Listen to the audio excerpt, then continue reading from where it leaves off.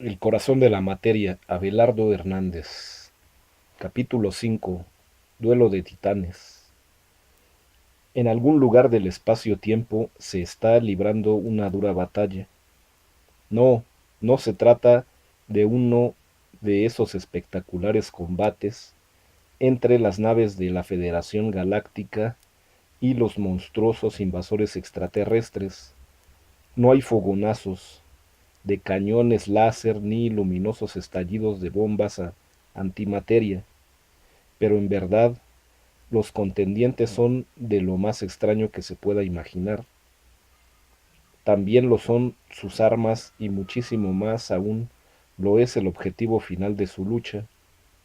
Y no hablamos de sus partidarios, que en uno u otro bando participan en el combate, aunque todos están impacientes porque éste se resuelva cuanto antes, e incluso colaboran en ello.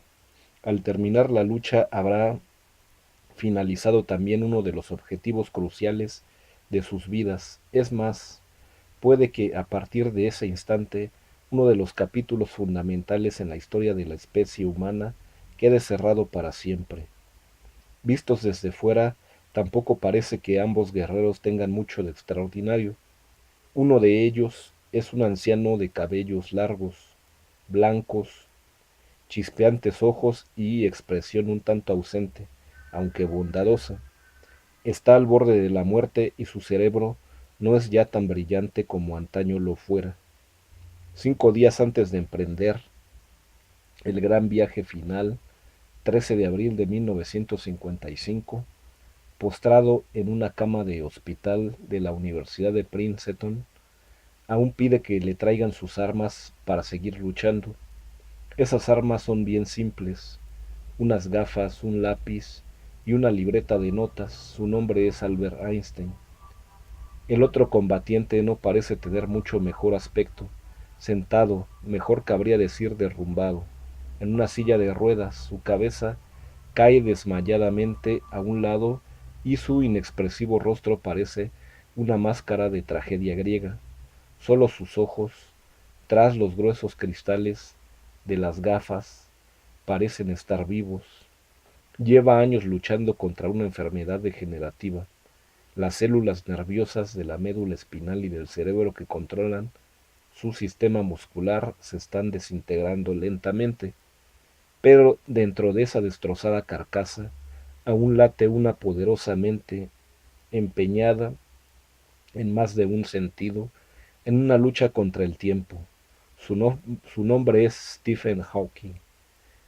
El esfuerzo de Albert Einstein por comprender el universo fue una constante a lo largo de toda su vida.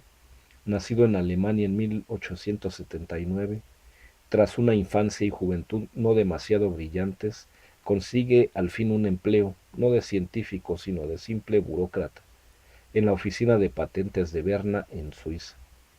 De ese claustro secular donde empollé mis más bellas ideas, según sus propias palabras, surge en 1905 la teoría restringida de la relatividad. Más tarde, en noviembre de 1915, momento que recordaría más tarde como el más feliz de su vida, presenta en la Academia Prusiana de Ciencias la teoría general de la relatividad. En esos instantes se ha puesto uno de los indiscutibles cimientos de la física moderna. Einstein, una revolución en la física. Uno de los mayores elogios que puede hacerse de la teoría de la relatividad es la amplia difusión que ha alcanzado entre buena parte del público. Aún los no científicos todavía no nos maravillamos de cómo la notable originalidad de Einstein pudo remover una concepción del universo que se había mantenido desde los tiempos de Newton. Este, en sus Principia Mathematica, publicados en 1687, basándose sobre todo en las medidas de Galileo, quien había descrito el movimiento uniformemente acelerado de caída de los cuerpos, descubrió no sólo las tres leyes del movimiento que llevan su nombre, sino la existencia de una fuerza de la que todavía hoy ignoramos prácticamente todo, la gravedad. Sin conocer su causa, pero entendiendo cómo actuaba, Newton fue capaz de explicarnos muchas cosas del universo, especialmente el movimiento de los cuerpos celestes. La revolución einsteiniana consistió en afirmar que la gravedad no era una fuerza más, sino la consecuencia de que el espacio-tiempo esté curvado en proporción a la cantidad de masa y energía presentes en él, siendo ambas equivalentes según la famosa fórmula E igual a mc al cuadrado. Y ya hemos visto anteriormente cómo la masa puede deformar tanto el espacio hasta romperlo en un agujero negro. Así, según la concepción einsteiniana, los planetas no estarían obligados a girar en torno al Sol atraídos por una fuerza, sino que siguen trayectorias llamadas geodésicas, rectas en un espacio-tiempo curvo de 4 dimensiones deformado por la existencia del Sol sobre la superficie de la Tierra, por ejemplo, que es un espacio curvo bidimensional, aunque dos móviles quieran desplazarse en línea recta. La forma esférica del planeta les obliga a moverse a lo largo de líneas geodésicas, pero la posibilidad de que el espacio fuera curvado no era una novedad absoluta. El matemático griego Euclides, hacia 300 a.C., enunció en sus elementos de geometría más de 1000 ediciones a partir de la invención de la imprenta. Su quinto axioma: por un punto exterior a una recta se puede trazar una y sólo una paralela a dicha recta. Pero el matemático alemán Gauss, 1777 a 1855, impugnó dicho axioma, notando que únicamente sería válido en el caso de superficies planas pero no curvas. Gauss construyó toda una geometría no euclidiana, pero se negó a publicarla. Más tarde su discípulo Riemann y dos matemáticos posteriores, el ruso Lobachevsky, 1793 a 1856, y el húngaro Bolyai, 1802 a 1860, siguieron desarrollando geometrías no euclídeas, generalizándolas para varias dimensiones. El mismo Einstein reconocía que, sin las contribuciones matemáticas de Riemann, nunca hubiera podido desarrollar su teoría. Otro importante precursor de Einstein fue el físico austriaco Ernst Mach, 1838 a 1916, para quien las características del espacio no tenían existencia independiente, sino que dependían del contenido de materia y de su distribución. También dijo que el tiempo era solo la comparación de una sucesión de movimientos en relación a un patrón. Curioso que, aunque sus teorías influyeron sobre Einstein, el mismo Mach no aceptó la relatividad. Notable también la asociación del tiempo con una cuarta dimensión que añadir a las ya existentes del espacio. Este concepto, al parecer, le fue sugerido a Einstein por Minkowski, profesor de matemáticas en el Politécnico de Zúrich, quien años atrás había calificado al futuro genio como brillante pero perezoso. La relatividad eliminaba así el concepto anterior de tiempo absoluto. Cada observador posee su propia medida personal del tiempo, la cual depende de donde esté y de cómo se mueva. Hablaremos de ese misterioso factor llamado tiempo un poco más adelante. La muerte del éter. Mucho tiempo atrás el físico danés Hans Christian Ørsted, 1777 a 1851, había descubierto, por pura casualidad, que una corriente eléctrica engendraba un campo magnético. Michael Faraday, 1791 a 1867, probó la relación inversa y fue James Clerk Maxwell, 1831 a 1879, quien dio un tratamiento matemático a estos descubrimientos, hallando las ecuaciones que llevan su nombre, así como el hecho de que las ondas electromagnéticas y la luz se desplazaban a idéntica velocidad. Ello, ello le hizo arriesgar la conclusión de que ambas radiaciones estaban íntimamente relacionadas. 10 años después de su muerte, Hertz produciría las primeras ondas electromagnéticas no ópticas como un presagio del destino. El mismo año que murió Maxwell nacía Einstein, quien por cierto habría de hacer otro descubrimiento esencial sobre la velocidad de la luz. Esta ya había sido medida con cierta aproximación por el astrónomo danés Olaus Rømer en 1676, estimándola en 277.000 kilómetros por segundo.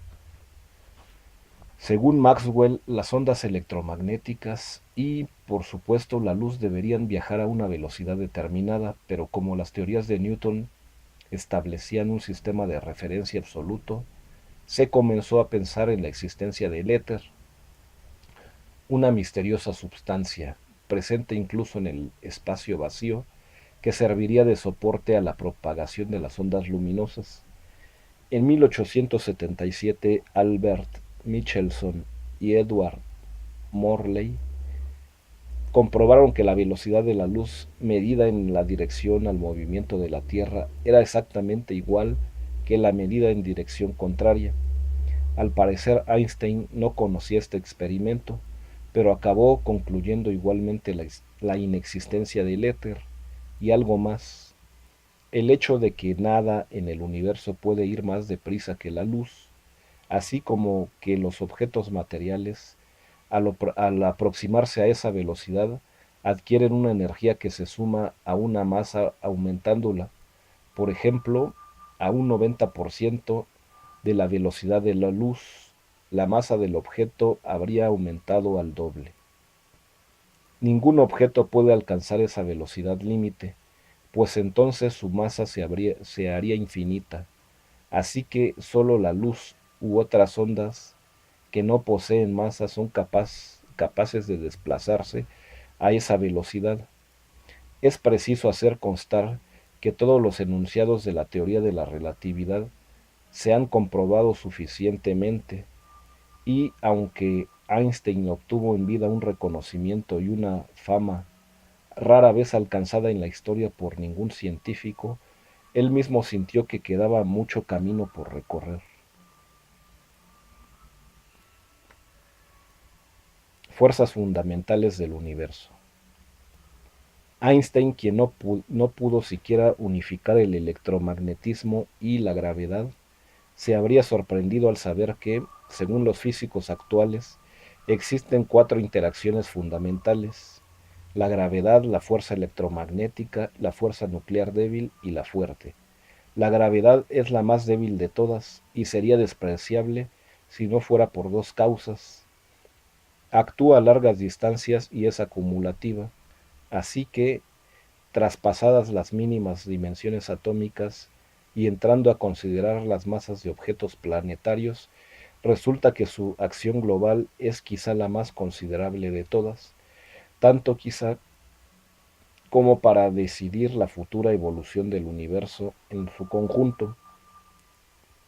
En cuanto a la integración electromagnética, que actúa solo con partículas cargadas, es 10 a la 42 veces más intensa que la gravedad, y es que la causa la interacción a muy cortas distancias, como la existente entre los electrones y los protones del núcleo atómico. La tercera es la interacción nuclear débil, y es la productora de radiactividad, y la cuarta es la interacción nuclear fuerte, y manteniendo a protones y neutrones juntos en el núcleo y a los quarks unidos en el neutrón y en el protón. Durante varios años, los científicos, animados por el éxito obtenido en unificar las fuerzas nucleares débiles y las electromagnéticas, han intentado incluir la interacción nuclear fuerte y así alcanzar las llamadas teorías de la gran unificación, TGU, por más que en 1986 Ephraim Fishbach de la Universidad de Washington llegara a complicar más aún el panorama, postulando la existencia de una quinta fuerza, una repulsión de la misma naturaleza que la atracción gravitatoria, pero unas 100 veces más débil que esta.